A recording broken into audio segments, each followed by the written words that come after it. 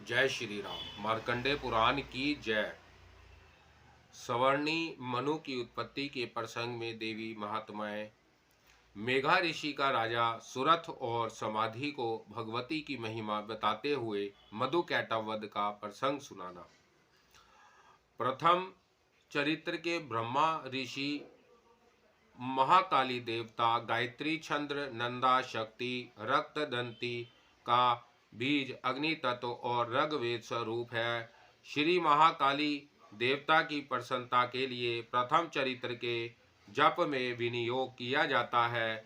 भगवान विष्णु के सो जाने पर मधु और कैटव को मारने के लिए कमल जन्मा ब्रह्मा जी ने जितना सतवन किया था, उन महाकाली देवी का मैं सेवन करता हूँ। वह अपने 10 हाथों में खड़ग, चक्र, गदा, बाण, धनुष, परिध, शूल, भूषंडी, मस्तक और शंख धारण करती है। उनके 3 नेत्र हैं। वह समस्त अंगों में दिव्य आभूषणों से विभूषित है। उनके शरीर की कांति नीलमणि के समान है तथा वह 10 मुख और 10 पैरों से युक्त है। ओम एम मार्कंडे उवाचाय। मार्कंडे जी बोले, सूर्य के पुत्र सवर्णिम जो 8वें मनु कहे जाते हैं, उनकी उत्पत्ति की कथा विस्तार पूर्वक कहता हूँ, सुनो। सूर्य कुमार महाभाग सवर्णिम भगवती महामाया के अनुग्रह से जिस प्रकार मनवंतर के स्वामी हुए, वही प्रसंग सुनाता हूँ। पूर्व काल की बात है। सवरोचित मनवंतर में सुरथ नाम के एक राजा थे, जो चैत्र वंश में उत्पन्न हुए थे। उनका समस्त भूमंडल पर अधिकार था। वह प्रजा का अपने औरस पुत्रों की भांति धर्मपूर्वक पालन करते थे। फिर भी उस समय कोला विध्वंसी नाम के क्षत्रिय उनके शत्रु गए। राजा सुरथ की दंड नीति बड़ी प्रबल थी। उनका शत्रुओं के साथ संग्राम हुआ।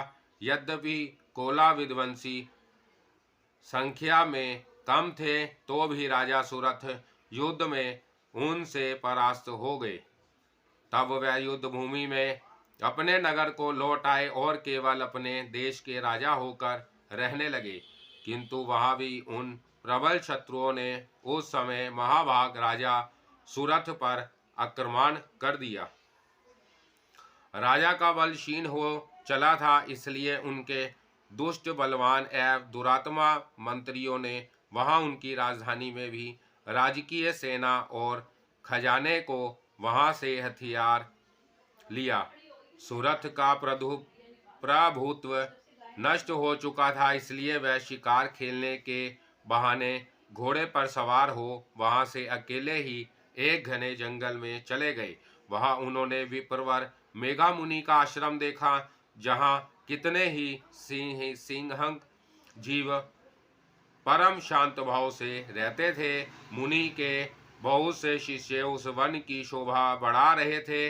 वहां जाने पर मुनि ने उनका सत्कार किया और वह उन मुनि श्रेष्ठ के आश्रम पर इधर उधर विचरते हुए कुछ काल तक वहां रहे। फिर ममता से आकृष्टचित होकर उस आश्रम में इस प्रकार चिंता करने लगे। पूर्व काल में मेरे पूर्वजों ने जिसका पालन किया था, वही नगर आज मुझसे रहित है। पता नहीं मेरे दुराचारी भ्रातेगण उसकी धर्मपूर्वक रक्षा करते हैं या नहीं। जो सदा मद की वर्षा करने वाला और शूरवीर था, वह मेरा प्रधान हाथी अब शत्रुओं के अधीन होकर ना जाने किन भोगों को भोगता होगा। जो लोग मेरी कृपा, धन और भोजन पाने से सदा मेरे पीछे पीछे चलते थे, वह निश्चय ही अब दूसरे राजाओं का अनुसरण करते होंगे। उन अपव्ययी लोगों के द्वारा सदा खर्च होते रहने के कारण अत्यंत कष्ट से जमा किया हुआ मेरा वह खजाना खाली हो जाएगा। ये तथा और भी कई बातें राजा सुरथ निरंतर सोचने रहते थे। एक दिन उन्होंने वहां विप्रवर मेघा के आश्रम के निकट एक वेश्या को देखा और उससे पूछा, भाई तुम कौन हो? यहाँ तुम्हारे आने का क्या कारण है? तुम क्यों शोकग्रस्त और अनमने से दिखाई देते हो? राजा सूरथ का यह प्रेम पूर्वक कहा हुआ वचन सुनकर वैश्या ने विनीत भाव से उन्हें प्रणाम करके कहा। वैश्या बोला, राजन, मैं धनियों के कुल में उत्पन्न एक वैश्या हूँ। मेरा नाम समाधि है। मेरे दुष्ट स्त्री पुत्रों ने धन के लोभ से मुझे घर के बाहर निकाल दिया है। अब मैं इस समय धन, स्त्री और पुत्र से वंचित हूँ। मेरे विश्वसनीय बंधुओं ने मेरा ही धन लेकर मुझे दूर कर दिया है, इसलिए दुखी होकर मैं वन में चला आया हूँ। यहाँ रहकर मैं इस बात को नहीं जानता कि मेरे पुत्रों की, स्त्री की, सब जनों की कुशल है या नहीं। इस समय घर में वह कुशल से रहते हैं अथवा उन्हें कोई कष्ट है। वह मेरे पुत्र कैसे हैं? क्या वह सदाचारी है अथवा दुराचारी हो गए हैं? राजा ने पूछा, जिन लोभी स्त्री पुत्र आदि के धन के कारण तुम्हें घर से निकाल दिया, उनके प्रति तुम्हारे चित्त में इतना स्नेह क्यों है?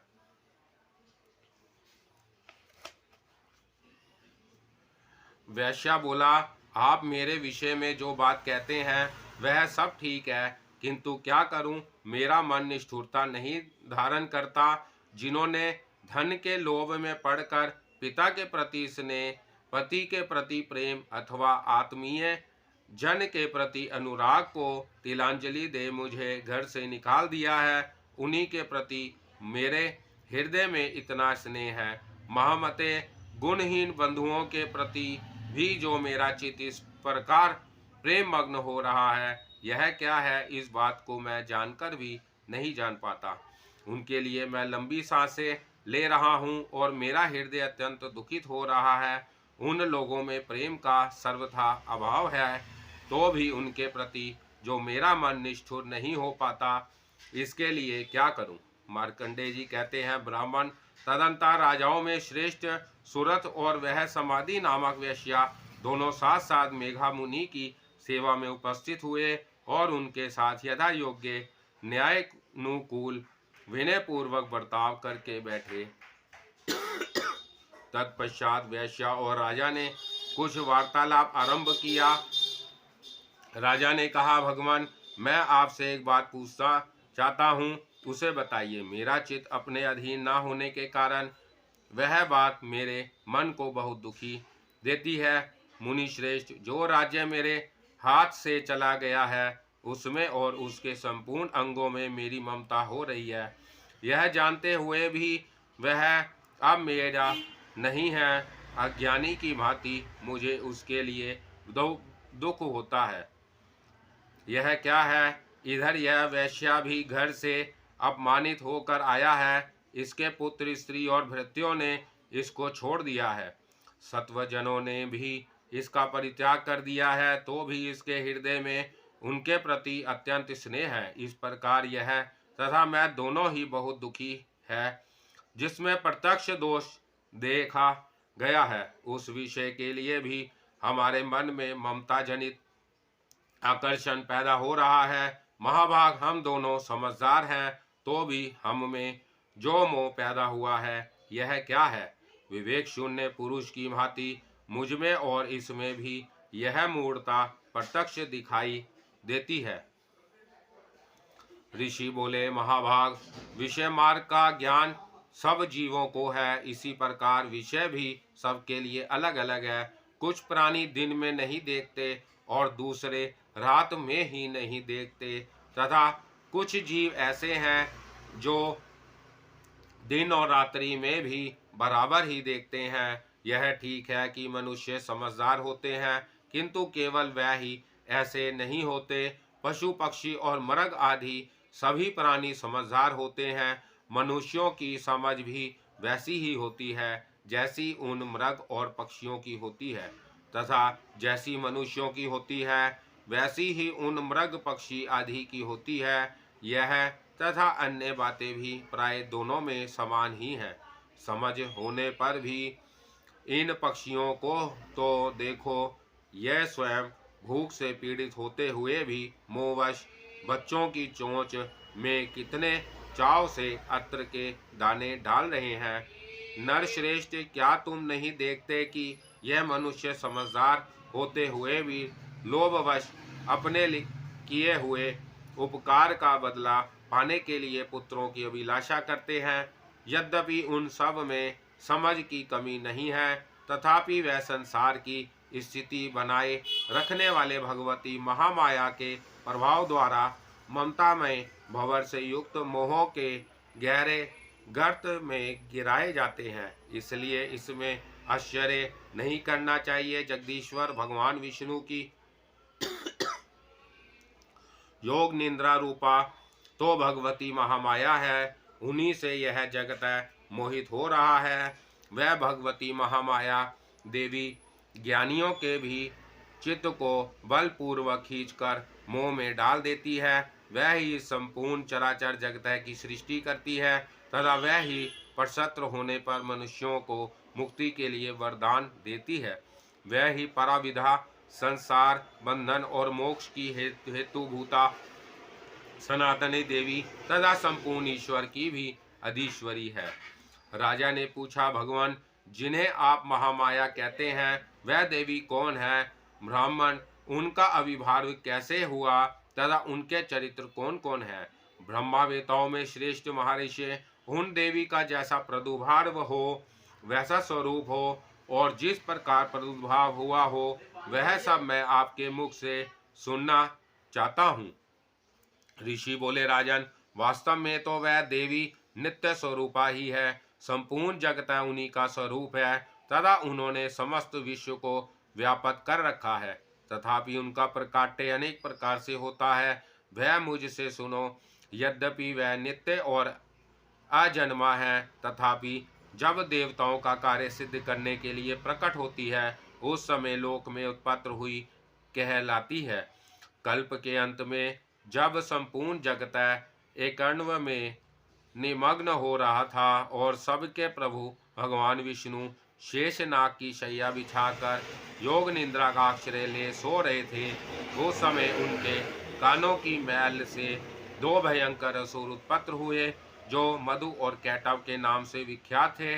वह दोनों ब्रह्मा जी का वध करने को तैयार हो गए।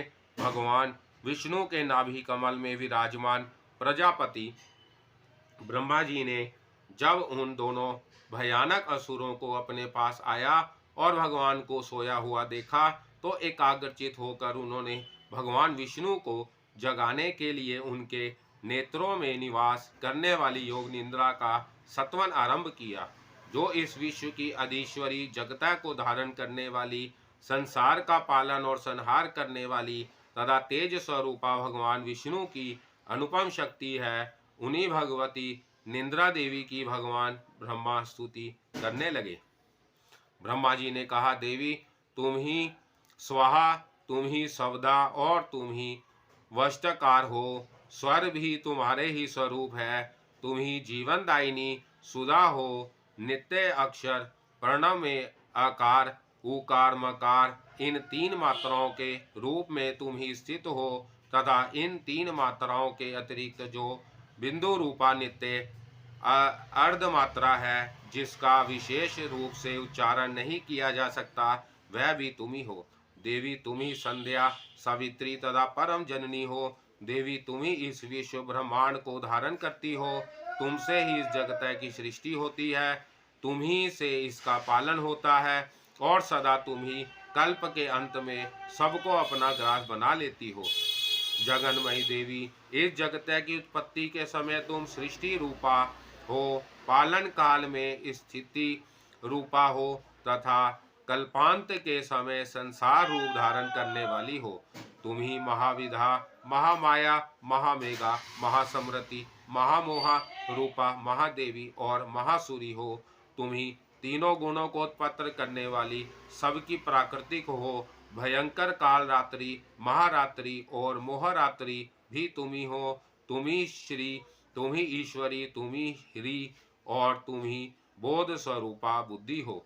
लज्जा, पुष्टि, तुष्टि, शांति और क्षमा भी तुम ही हो। तुम खाग धारणी, शूल धारणी, घोर रूपा तथा गदा चक्र शंख और धनुष धारण करने वाली हो। बाण, भूषंडी और परिध, ये भी तुम्हारे अस्त्र हैं। तुम सौम्य और सौम्यतर हो। इतना ही नहीं, जितने भी सौम्य एवं सुंदर पदार्थ हैं, उन सब की अपेक्षा तुम अत्यधिक सुंदरी हो। पर और अपर सबसे परे रहने वाली परमेश्वरी तुम ही हो। सर्वस्व स्वरूप है देवी। कहीं भी सत्य असत्य रूप जो कुछ वस्तुएं हैं और उन सब की जो शक्ति है वह तुम ही हो। ऐसी अवस्था में तुम्हारी स्तुति क्या हो सकती है? जो इस जगत की सृष्टि पालन और संहार करते हैं, उन भगवान को भी जब तुमने निंद्रा के अधीन कर दिया है, तो तुम्हारी स्तुति करने में यहाँ कौन समर्थ हो सकता है? मुझको, भगवान शंकर को तथा भगवान विष्णु को भी तुमने ही शरीर धारण कराया है, अतः तुम्हारी स्तुति करने की शक्ति किसमें है? देवी, तुम तो अपने इन उदार प्रभावों से ही प्रशंसित हो। यह जो दोनों दुरस्य असुर मधु और कैटव हैं, इनको मोह में डाल दो और जगदीश्वर भगवान विष्णु को शीघ्र ही जगा दो। साथ ही इनके भीतर इन दोनों महान असुरों को मार डालने की बुद्धि उत्पन्न कर दो।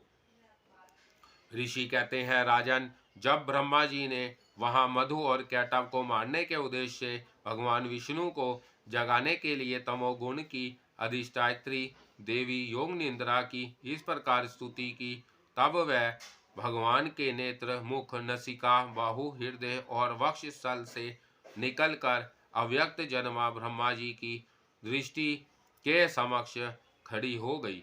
योग निंद्रा से युक्त होने पर जगत के स्वामी भगवान जनार्दन उस एकान्व के जल में शेष नाग को शैया से जाग उठे। फिर उन्होंने उन दोनों असुरों को देखा। वह दुरात्मा मधु और कैटव अत्यंत बलवान तथा पराक्रमी थे और क्रोध से लाल आंखें किए ब्रह्मा जी को खा जाने के लिए अधोग कर रहे थे। तब भगवान श्री हरि ने उठकर उन दोनों के साथ 5000 वर्षों तक केवल बाहुयुद्ध किया। वह दोनों भी अत्यंत बल के कारण उन्मत्त हो रहे थे। इधर महामाया ने भी उन्हें मोह में डाल रखा था, इसलिए वह भगवान विष्णु से कहने लगे, हम तुम्हारी वीरता से संतुष्ट हैं, तुम हम लोगों से कोई वर मांगो। श्री भगवान बोले, यदि तुम दोनों मुझ पर प्रसन्न हो तो अब मेरे हाथ से मारे जाओ। बस इतना सा ही मैंने वर मांगा है, यहाँ दूसरे किसी वर से क्या लेना है। ऋषि कहते हैं, इस प्रकार धोखे से में आ जाने पर जब उन्होंने संपूर्ण जगत में जल ही जल देखा, तब कमल नयन भगवान से कहा, जहाँ पृथ्वी जल में डूबी हुई ना हो, जहाँ सूखा स्थान हो, वही हमारा वध करो। ऋषि कहते हैं, तब तथास्तु कहकर शंख, चक्र और गदा धारण करने वाले भगवान ने उन दोनों के मस्तक अपनी जांघ पर रखकर चक्र से काट डाले। इस प्रकार ये देवी महामाया ब्रह्मा जी की स्तुति करने पर स्वयं प्रकट हुई। तब पुनः तुमसे उनके प्रभाव का वर्णन करता हूँ।